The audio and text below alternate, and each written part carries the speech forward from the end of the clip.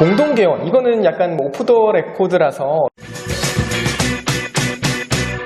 안녕하세요. 리스펙트 병원 컨설팅의 이승열입니다. 오늘은 특별히 세무법인 나은 이원식 세무사님을 초대했습니다. 안녕하세요. 세무법인 나은 이원식 세무사입니다. 전국에 800군데 정도 맡고 있는 병원 전문 세무사입니다. 일반 사업자들은 거래하지 않으시고 병원만 거래를 많이 하고 계시잖아요. 네네, 그렇죠. 쉽게 얘기하면 한 놈만 팬다 이런 식이고요. 병원 사업에만 주력을 해가지고 하고 있고요. 물론 이제 원장님들이 하는 부대 사업 같은 건 하고 있긴 해요. 뭐 MSO 법인이라던가 이런 효율화를 좀 추구하기 위해서 다른 업종은 배제하고 병원 한 개 업종만 집중을 하고 있습니다. 오늘 너무 궁금한 것들이 많은데 우리가 준비했던 주제 이제 하나씩 한번 풀어가는 걸로 해보겠습니다. 첫 번째 주제 보니까 공동사업자 관련돼서 이슈가 많더라고요. 맞습니다. 개인적으로 내가 알고 있는 내용은 뭐냐면 의료기관이라는 데가 소득이 많아지다 보니까 공동기업을 주로 많이 택하잖아요. 네, 그렇죠. 공동기업을 하는 세무적인 부분에서의 가장 큰 장점과 위험성을 갖다 먼저 짚고 넘어가시면 좋을 것 같은데요.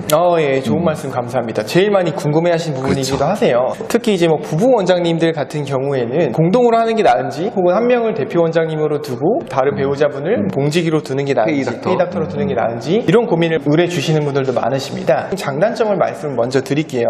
공동개원을 하게 되면 원장님 두 분의 소득이 정확히 2분의 1로 쪼개지게 돼요. 물론 50% 대 50%라고 가정을 할게요. 지분율을 각각 50%라고 가정을 하게 되면 매출도 2분의 1이 되고요. 소득 금액, 그러니까 순이익도 2분의 1이 되게 돼요. 만약에 반대로 한 분을 페이닥터로 두시게 되면 2분의 1로 정확히 쪼개기는 좀 어렵거든요. 그렇죠. 네, 그럴 수가 있겠죠. 왜냐면 급여로 정해진 금액만. 맞습니다. 이제 급여로 정하게끔 할 수밖에 없는데 종합소득세 신고는 다음 연도에 하잖아요. 그러다 보니까 1년치의 모든 비용이라든가 결산이 다 끝나야지만 2분의 1을 확인할 수가 있는데 어느 정도 2분의 1일지 딱 정확하게는 정하기가 어렵다 보니까 급여는 전년도에 정해야 되고 신고는 다음 연도에 하는 그런 방식이다 보니까 완전히 2분의 1로 쪼개서 가장 절세를 극대화시키겠다 할 때는 이제 공동개원이 좀 더 유리할 수가 있고요. 또 한 가지의 중요한 차이점이 있는데, 만약에 한 분을 대표 원장님으로 두시고 다른 한 분을 페이닥터로 두시게 되면 매출은 쪼개지지가 않아요. 예를 들어서 연매출이 20억이라고 가정을 할게요. 대표 원장님이 한 분만 계시다고 하면 국세청에서 봤을 때는 그냥 연매출 20억인 병원인 거예요.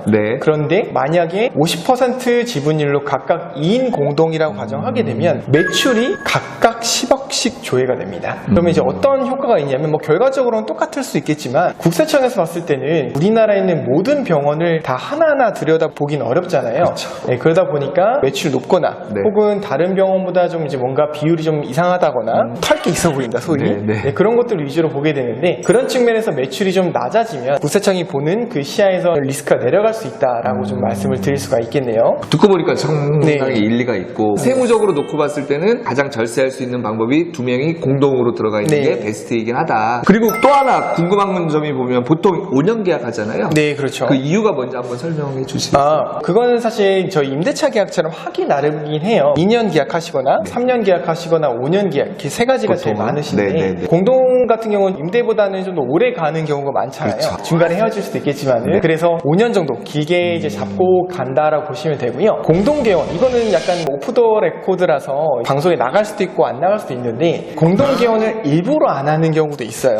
뭐 이유가 뭘까요? 그거는 어떤 경우냐면은 A 원장님을 대표 원장님으로 쭉 운영하시다가 세무조사 리스크가 아무래도 1년보다 5년까지보다는 5년 차보다 10년 차까지, 그러니까 조금 더 리스크가 높을 수는 있잖아요. 그만큼 쌓인 게 많고 매출도 올라가 있을 거다 보니까. 그래서 이제 1년 차부터 5년 차까지는 그냥 A 원장님 명의로 혼자 쭉 운영을 해요. 그리고 양도 양수하는 걸로 해가지고 B 원장님 명의로 양수 받아서 오픈하게 되는 건데, 겉으로 봤을 때는 똑같지만 국세청 전산에서는 주민등록번호도 바뀌고 사업자 등록번호도 바뀝니다. 즉 국세청에서 봤을 때는 다른 사람이 새로 오픈한 것처럼 보일 수가 있어요. 그러다 보니까 조사 리스크를 한 번 정도는 회피할 수 있다, 이런 장점도 있다 보니까 그렇게 하는 경우도 있는데, 세부적으로 들어가게 되면 리스크 증거적인 측면도 있어서 그런 부분을 고민하신다면 이제 조금 더 전문가의 상담을 받으시길 권장을 드리긴 하고요. 제가 아는 원장님은 세무조사에 안 걸리시려고 주기적으로 네. 사업자번호를 바꾸시더라고요. 돌려막기, 네네. 회전문. 하시는 분들도 있으시고 충분히 그런 장점도 있어요. 그런데 국세청에서는 사업자 등록번호도 보지만 주민등록번호도 봐요.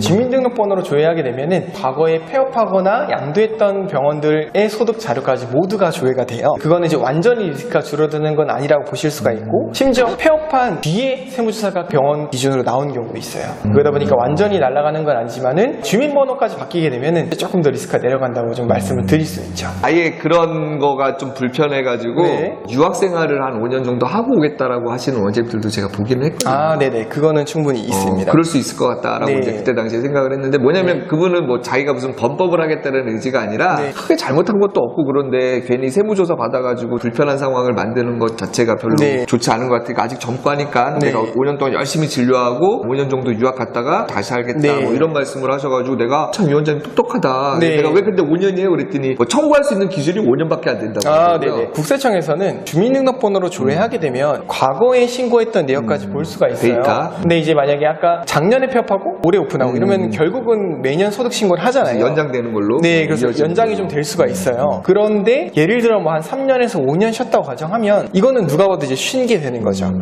그럼 약간 고리가 끊긴다고 볼 수가 있거든요. 그러니까 그것과 몰아가지고 같이 네. 누적해서 문제 제기를 하진 않는다. 그렇죠. 이제 그러면 이제 진짜 신규 오픈처럼 들어갈 수가 있어서 그렇게 쉬시는 원장님도 실제로 종종 계시고 그렇죠. 그런 고민을 여쭤보시는 분들도 계십니다. 똑똑한 원장님이셨네. 아니면 그쵸. 그 전에 이원식 세무사를 만났을 수도 있겠네요. 아, 네, 연락 주세요. 그래요. 두 번째 질문은 네. 아까 잠깐만요. 네. 여기서 끊어야 되나? 공동대원 씨 1.1 아직 이제 조금 더 그래, 더 남아 있어요. 설명. 죄송해요. 제가 중간에 끄는 거예요. 네.